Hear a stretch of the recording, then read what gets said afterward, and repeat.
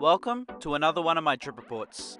Today, I'll be flying with AirAsiaX in their business class product to my home of Sydney.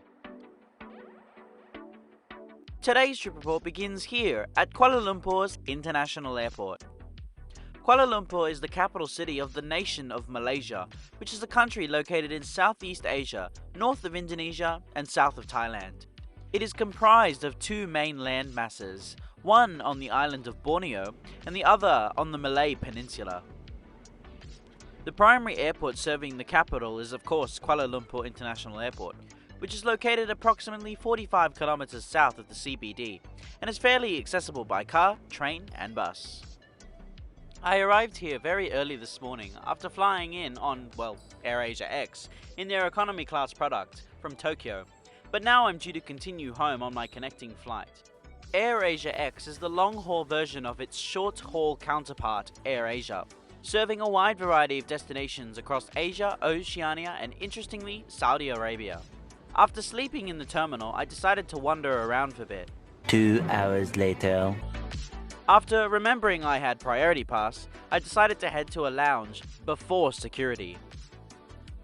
Kuala Lumpur Airport is a weird one, being split into two sections. The landside section is basically a large shopping centre, including restaurants, bars, retail outlets, clothing stores and more, including everything you'd typically expect to find for a shopping centre. Airside is much quiet, with not much going on. Priority Pass members have access to the landside Plaza Premium Lounge, which is fairly small, but features a wide variety of seating options, including a formal dining area, rest area, couches, and 2 workbenches, featuring a printer. At this time of day, the lounge was fairly crowded, and I was one of the very few who were lucky enough to have a seat by themselves. On today's menu includes bread and butter pudding with vanilla sauce, warm bread rolls, pulut tai, which is a popular Southeast Asian dessert, cookies, matcha cakes, a DIY salad station, on-tap iced lemon water, a tea and coffee machine, soft drinks, roasted potatoes, mixed veggies, barley sweet soup, mushroom soup, spring rolls, spicy chicken pieces, cottage pies, and fried rice.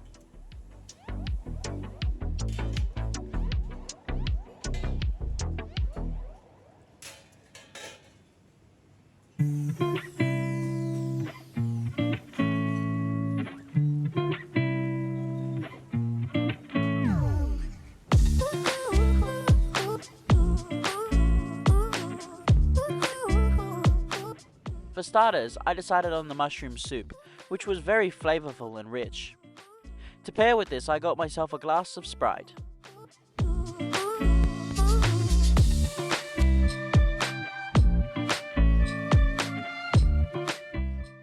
Later, I opted to try the spicy chicken pieces with rice, which, besides the pieces of inedible cartilage here and there, were extremely tasty, but a little bit spicy for my palate, which is typical for East Asian food. Just before leaving, I decided to have the bread and butter pudding, which was absolutely amazing. I also wanted to try the pulut tai, which was not what I was expecting. I later learnt that the dish was a compressed glutinous rice cake, and honestly I didn't really like it. Unfortunately, the bathrooms were nearly always occupied and staff members present, so I didn't really want to get kicked out, so I opted not to film the bathroom. After being convinced by a friend online, he knows who he is, and I know he is watching this video, I decided to try my luck in upgrading my ticket, as I didn't really want to fly in AirAsiaX's rubbish economy class.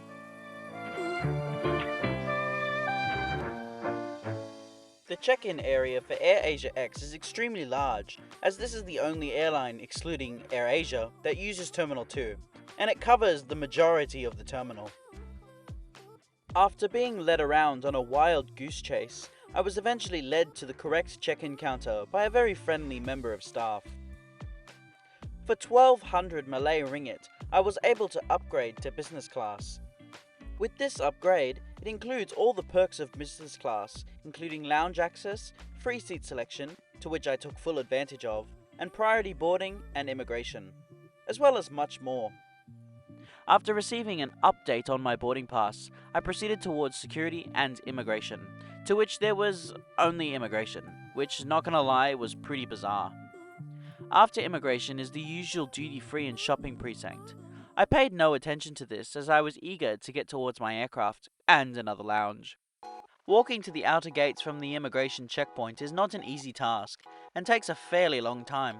For me, it took 12 minutes, which is ridiculous by way of the sky bridge. So I guess I can sort of forgive the walk when I factor in the views of the A320s below me. Thank God for travelators.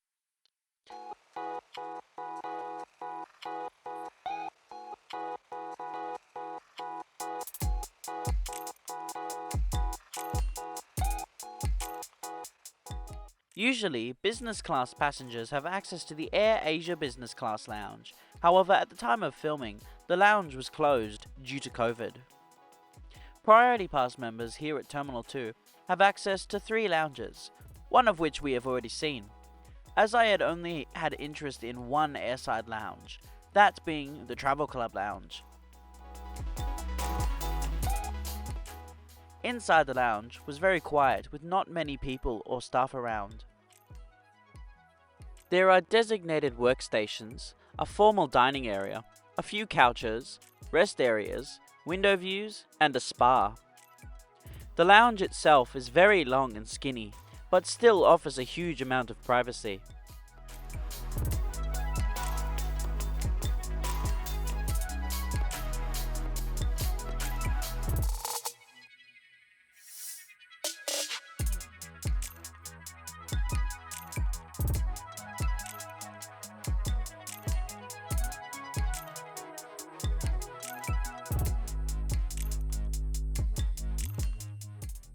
The menu this evening consisted of different juices, tea and coffee, a plethora of different soft drinks, yogurts, ice cream, cakes, a DIY salad station, a selection of amuse-bouche, fresh fruit, sliders, bread and butter pudding, pumpkin soup, potato and leek soup, rice, chicken curry, roasted chicken in a mushroom sauce, fried rice, prawns, steamed fish, roasted potatoes, roasted mixed veggies, potato au gratin, pasta pomodoro, and made-to-order noodles.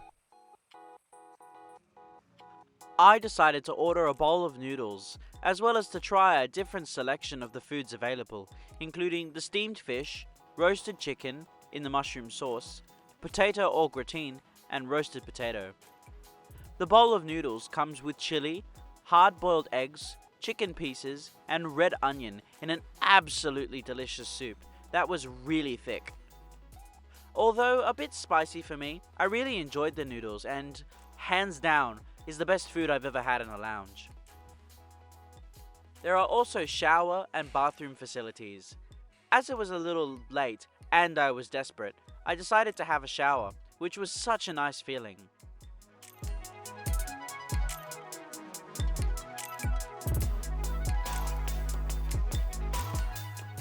Feeling like $1,000,000 again, I decided to head back to the lounge and have something small before leaving. I decided to try the red velvet cake and a small tartlet with blueberries and strawberries.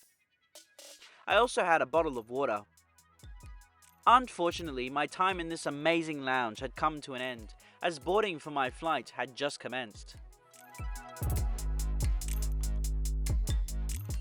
Interestingly, security here isn't directly after immigration as you'd typically expect, but rather adjacent to the gates.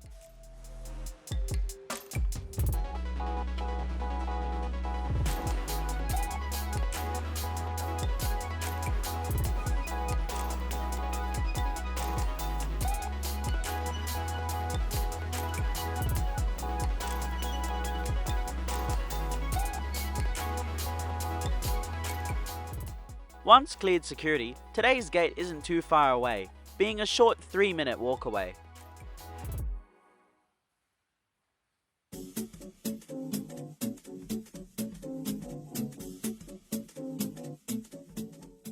Tonight, I'll be taken back to Australia by a 13-year-old Airbus A330-300, registered as 9 Mike X-Ray Foxtrot, delivered brand new to AirAsiaX in July 2010. It was initially painted in the awesome "Now Everyone Can Fly to Malaysia" livery, but it was later repainted to the 10 Exciting Years livery. Boarding today commenced at gate Quebec 10 and was a little late.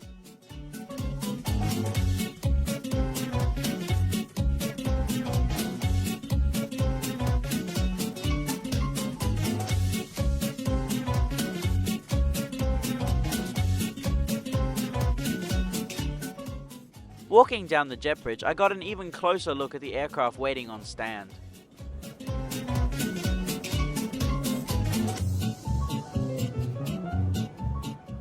AirAsiaX's A330s are in a two-class configuration, with 8 business class seats in a 1-2-1 layout, and 365 economy class seats in a disgusting 3-3-3 layout.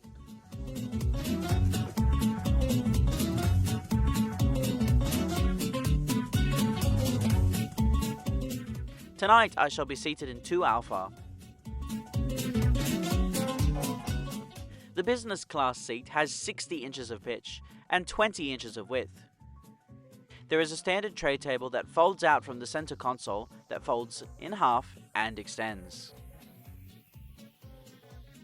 On the left side of the seat are the controls for the seat, including the recline and the lay flat position.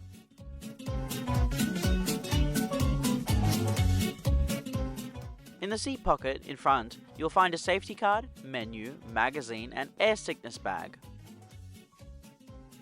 The seat has an individual reading light that's adjacent to your head. The seat headrest is self-adjustable, moving up and down as well as side to side. During boarding, all business class passengers were given large, soft pillows. Between the seats is a privacy partition and this random latch, which I presume is for the non-existent entertainment screen. In between the seats ahead are these interesting storage spaces above and below.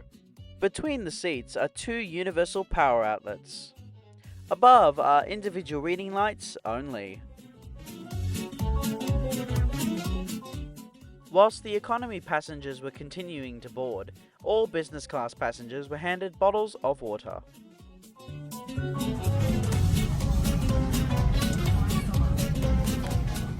Soon we commenced our pushback from gate Quebec 10, 14 minutes late. If smoke is present, low and follow the path lights to the nearest exit as indicated.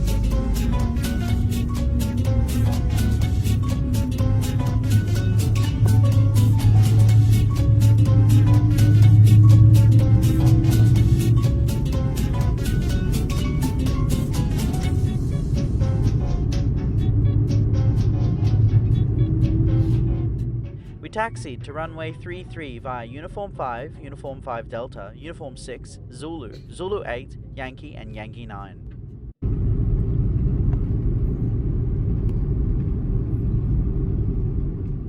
Now please enjoy this simulated takeoff.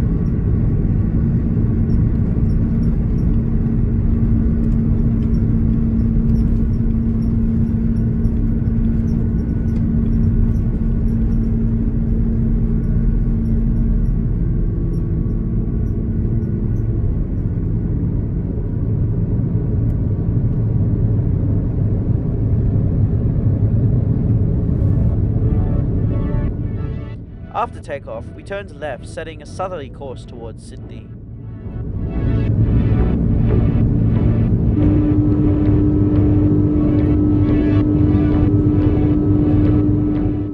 Flight time tonight is 7 hours and 32 minutes, covering a distance of 4,089 miles or 6,851 kilometers, cruising at 39,000 feet. Once underway, we flew directly past Kuala Lumpur Airport, the airport which we just departed from. Let's take a closer look at the menu, which unfortunately nothing is free for business. However, there are a lot of different options, similarly to what Jetstar offers. Please pause the video at any point to review the menu in more detail.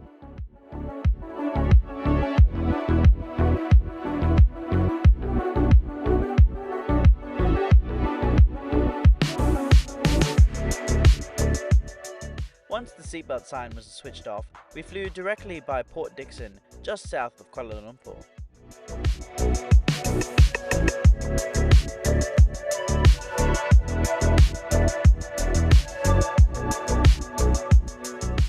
This was followed by the handing out of Australia's incoming passenger card.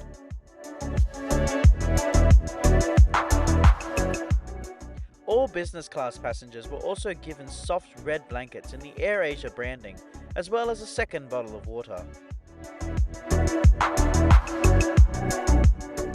As the crew came around taking orders for dinner, we passed by Singapore, which is at the southern tip of the Malay Peninsula, and in the distance is Changi Airport.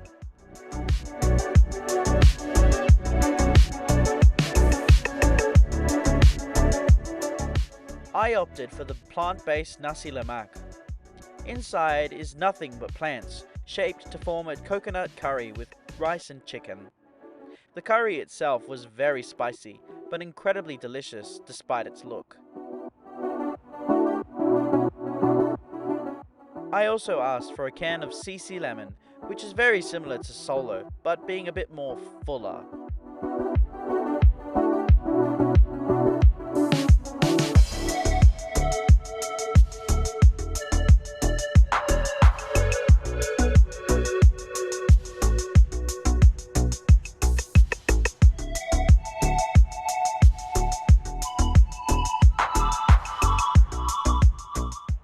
On board the A330 are 8 bathrooms, 1 for business and 7 for economy.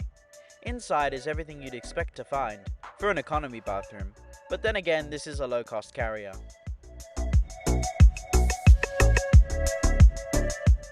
After this, I fell asleep and awoke 5.5 hours later, somewhere over central New South Wales.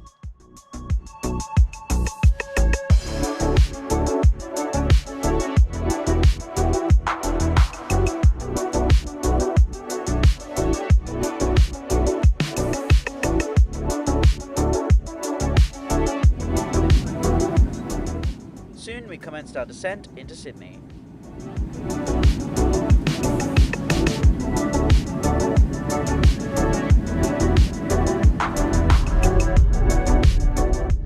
Just like at takeoff, my GoPro footage was corrupted due to some unknown source. I have since replaced this footage with simulated footage.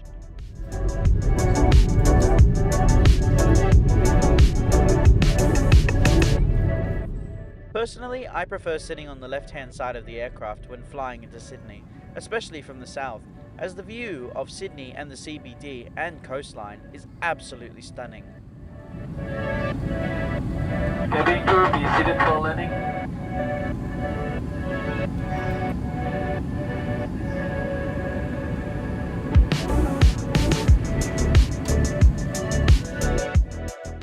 Now please enjoy this unedited landing, and thanks to SYD Squad for allowing me to use some of their live stream footage.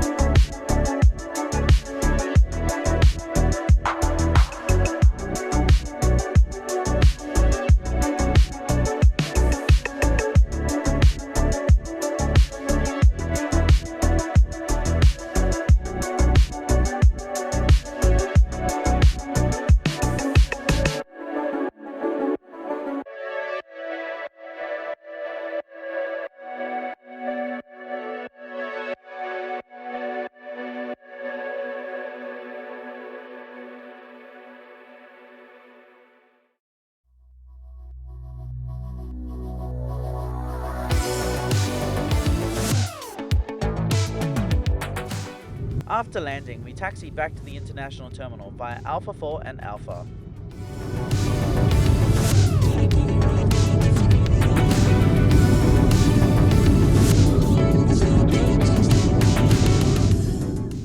We pulled into gate 10, 22 minutes late. Stepping off the aircraft and back into a familiar airport, I was grateful and so glad to be home after nearly 2 weeks away from home. AirAsiaX isn't a full-service airline, and it certainly doesn't pretend to be. One thing to bear in mind if you choose these tickets: despite this service being called business class, you should not expect a business class service.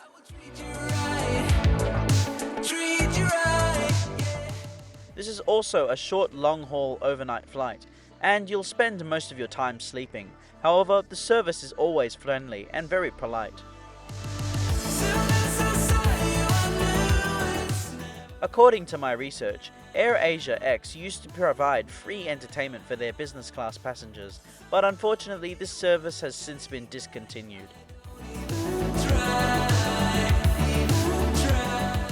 Overall, the premium flatbed is a pretty decent way to travel once you get a handle on how it works, and it provides a good bang for your buck if you want to get a genuinely discounted fare. However, in my case, I upgraded. Maybe in the future I'll fly AirAsiaX again, but only in their business class, as I could not handle their economy class again, especially on a red-eye flight. Thank you so much for watching this video. I hope you enjoyed it. Please like, comment and subscribe. Make sure to push that notification bell if you enjoy my content, and I hope to see you again in the next one. See you later!